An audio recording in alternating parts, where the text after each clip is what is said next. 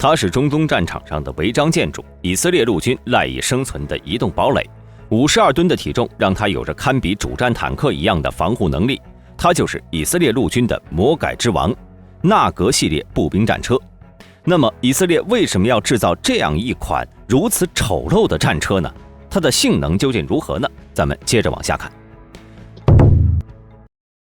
以色列一个体量不大，却能常年保持军事实力前10的国家，它所装备的武器虽然都不是世界顶级水平，但是其部队所有的武器全部都是最适合在这一地区使用的装备。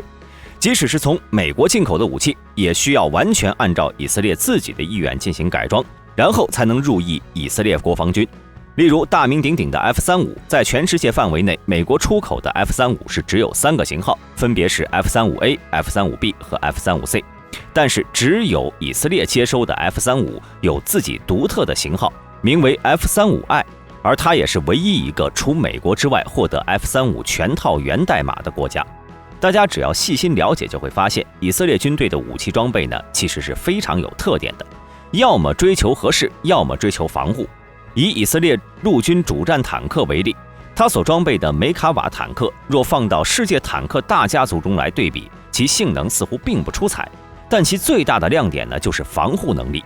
发动机前置、尾部舱门、各类主被动防御系统遍布全身，间隙装甲、格栅装甲、复合装甲是一应俱全，只要你能想到的防护措施，在它身上都可以找得到。而随着高护甲而来的，就是其巨大的体型。毕竟想要实现高防护，没有捷径可选的，只有增加装甲或者配置其他的防御手段。在同型号的装备中强制增加防护，也就导致了以色列陆军的装备身形都异常巨大。纳格系列步兵战车同样也是这一理念下的产物。该车族包括纳格马肖特、纳格帕登、纳格马克恩。这3款重型装甲运兵车皆是以英国的百夫长坦克为基础改装的。第一款的纳格马肖特其实还算是中规中矩，但是后来呢推出的2款改进型装甲运兵车就妥妥了成了行走的违章建筑。以纳格马克恩为例，该车车长 7.84 米，车宽为 3.38 米。至于车高现有资料在下是实在没有查到具体数值，不过根据这张女兵图片加 T55 坦克的底盘，高度可以大致算出这款战车的车高绝对是不会低于 3.5 米，甚至更高。纳格马克恩呢，自重是52吨，比一般的主战坦克还要重。它最大的特色就是其车上独特的上层建筑。按照以色列的说法，这是一种大型装甲塔楼，也有人呢将其称为狗窝，可以为车内战斗人员提供全方位的保护。此外呢，由于高度原因，在塔楼内的士兵可以获得更开阔的视野，非常适合巷战。在装甲塔楼内可以设置2到4部机关枪。同时，依靠自身装甲和外部搭配的格栅装甲，在应对普通步兵攻击时，纳格马克恩可以说是无所畏惧。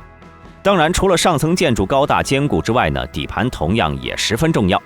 该车的防雷性能也十分不俗，不过由于改造较为仓促，因此其改装过程极为简单，仅只是拆除了坦克炮塔，开辟出了一个容纳5名步兵的装甲载员舱，并在其顶部周围布置了小型武器安装点，其上装有 M2 型 12.7 毫米机枪、MAG 58型 7.62 毫米机枪以及60毫米迫击炮，并且在它的车体前部还可以安装推土铲或扫雷犁。这种违章建筑式的设计看起来很是滑稽但是战场防护能力确实没得敲。不仅直接免疫轻武器，还能够有效地对抗各种爆炸装置，成员生存性能大大提高。在之后的改进中，以军又为其安装了格栅装甲、抗地雷模块和干扰遥控炸弹信号的电子设备，以及实现全火力覆盖的4挺机枪，使其成为专门防御地雷、RPG 和路边炸弹的特种装甲车辆，并且在它的头上还装有防弹观察窗口。由于顶部敞开，往往需要加装帆布顶棚来遮风避雨，并在装甲板缝隙间塞上几个沙袋，以防流弹。随着以色列国防军对巷战研究的深入，纳格马克恩的上层建筑也在发生着不断的变化。从目前的资料来看呢，尽管这些装甲碉堡的外形千奇百怪，但是还具有一定的共性。首先呢，这些碉堡与寻常的炮塔不同，均是不可以旋转的。这主要是因为碉堡上没有安装重型武器，因此无需调转炮口等。也没有旋转装置，使得碉堡无需占用过多车体内的空间，为那本就不富裕的车内空间让出地方，放生活物资。其次呢，这些碉堡的装甲板厚度是远逊于坦克炮塔，仅能抵挡步枪等轻型武器的攻击。因此，以军还在炮塔周围往往焊接有金属栅栏，以对付 RPG 一类的破甲武器。最后呢，这些碉堡的开孔和开窗数量远超过坦克炮塔，甚至有的碉堡开有2-3层窗口，这些窗口呢可谓是物美价廉。一方面提高了车载步兵对外感知能力，降低了幽闭症的发生概率；另一方面呢，成本较低，使得步兵可以通过随身携带的观瞄装置对外进行观察和射击，无需要复杂昂贵的车载观瞄设备，大大降低了车辆的整体成本。在它的舱体尾部开有上下对开的舱门，以方便步兵出入。该车队百夫长的车体结构基本没有大的改动，2块横格装甲板将车体分为前后3部分，前部左侧是储物舱，内装有弹药和器材，右侧为驾驶舱，车体中后部呢依次是战斗舱和动力舱。这是典型的传统坦克舱式的布置方式，但是在装甲车领域较为少见，并且与战后的其他大多数装甲车辆不同。前期纳格马克恩的成员仅有1名驾驶员，配有左右对开的舱门以及前望镜，并未配置车长和炮手。这主要是由于纳格马肖特的车体空间过于狭窄，也未安装重型武器的缘故。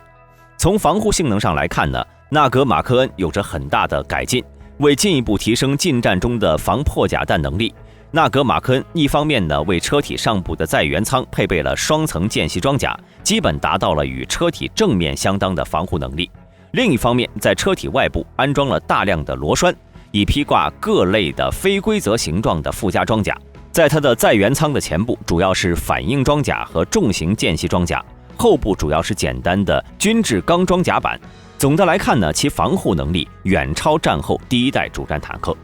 有实战证明，其载员舱部分能够在3个方向上抵挡 RPG-7 和 AT-3 等该地区常见的反坦克武器。经过重装甲改装的纳格马克恩，从外观看呢是相当狰狞，特别是载员舱周围那层层的反应装甲和附加装甲显得张牙舞爪，毫无美感可言。其附加装甲的凌乱程度甚至远超了苏制坦克。而对此以军呢却毫不在意，毕竟长得好看又不能扛炮弹，还不如多堆点护甲呢。当然护甲堆上去了，那机动是不是就会下来呢？这一点呢以军也是早有准备，毕竟在此前的6日战争中，百夫长坦克的机动性拉胯也是众所周知的。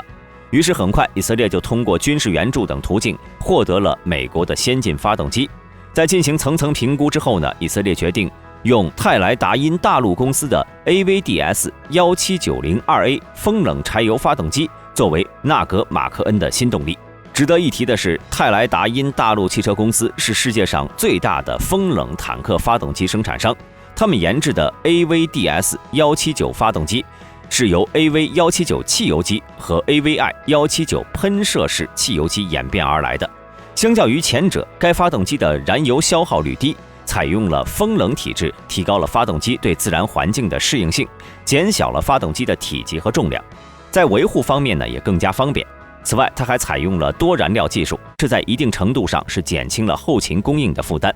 而有了这款发动机的纳格马克恩，最大公路速度已经可以达到50公里每小时，越野速度超过30公里，完全可以满足以色列对于城市巷战和治安战的需求。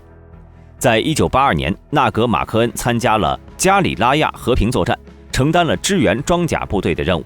为了抵御巴勒斯坦游击队使用的 RPG-7 反坦克火箭筒，车上还安装了爆炸反应装甲，防御力十分出色。从服役至今，纳格马克恩只有2辆战车因受到极高装药的炸弹袭击而报废。除此之外，其他战车均未出现战斗卷员的情况。但是由于纳格马克恩的内部空间实在是有限，尽管已经拆除了炮塔架等不必要设备，但仍然难以携带足够的作战物资进行持续作战。因此以军又不得不在该车的发动机机舱和载员舱之间焊接了钢条框子，用来储备物资。但是由于该位置位于战时的步兵上下通道上，很容易在作战时对士兵上下车造成影响。而且如果在战斗中呢，其狭窄的载员舱还会让6名士兵不得不由车尾部向上开启的舱门上下车，让人员在枪林弹雨中暴露时间过长，生命安全没有保障。因此在后来以军又对其进行了改造，推出了2款空间更大的运兵车款式。那么以色列为什么这么喜欢改造装甲车呢？大兵认为至少有2个理由。首先，以色列经过几次中东战争的洗礼，以及随后在加沙地带的低强度冲突中，已经充分认识到了重型装甲步兵战车的必要性。再加上兵源珍贵，使得以色列愿意在防护性上下功夫。其次，以色列陆军的军费总额实在是有限，只能使用大量欧美国家援助的 M60百夫长坦克，以及从其他中东国家缴获的 T5455坦克。而这庞大的库存呢，也为其后续改装提供了充足的后备资源。而我们从纳格系列步兵战车的发展也能看到，以色列重型步兵战车的设计从生涩到成熟，不仅满足了部队所需，还经受了实战的考验。好了，本期视频到这里就结束了。大家对于以色列的这款违章建筑都有什么看法呢？欢迎在下方的评论区留言。对本频道感兴趣的朋友，请点击下方的订阅按钮。我们下期再见。